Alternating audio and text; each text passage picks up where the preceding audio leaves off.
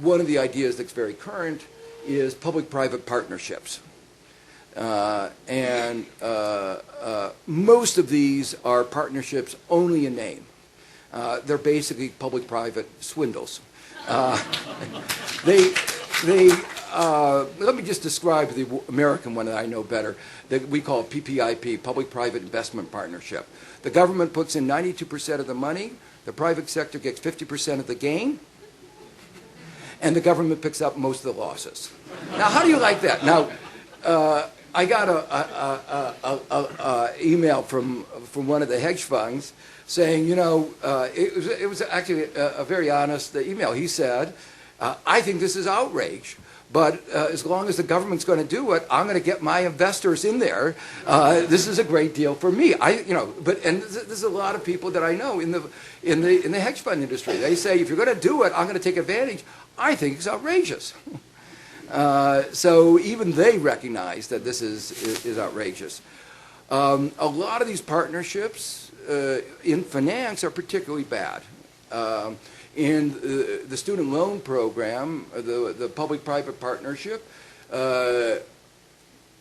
in the next 10 years, it's estimated that that public-private partnership is costing the U.S. taxpayer $80 billion. Just the student loan program. In 10 years.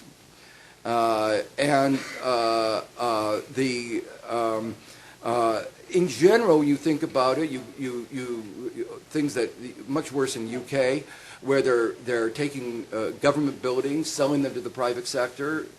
It's a hidden form of borrowing, but it's borrowing at the interest rate that the private sector demands, which is 15%, rather than borrowing at right now, U.S. government and UK government borrow at 2%. Now, why would you borrow at 15% when you could borrow at 2%? It's a little bit of a mystery, except if you're giving away money to your friends. So it's a little bit of a mystery. Most of these public-private partnerships are very hard to find efficiency gains, very easy to find large wealth transfers at very high cost to the public.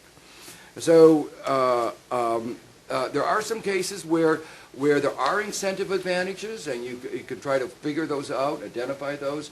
But in general, in those that we've looked at, student loan programs, very hard to find any advantages. The real problem is that when you have that kind of problem, the corruption seeps through the system, and we've seen it seep through in the United States.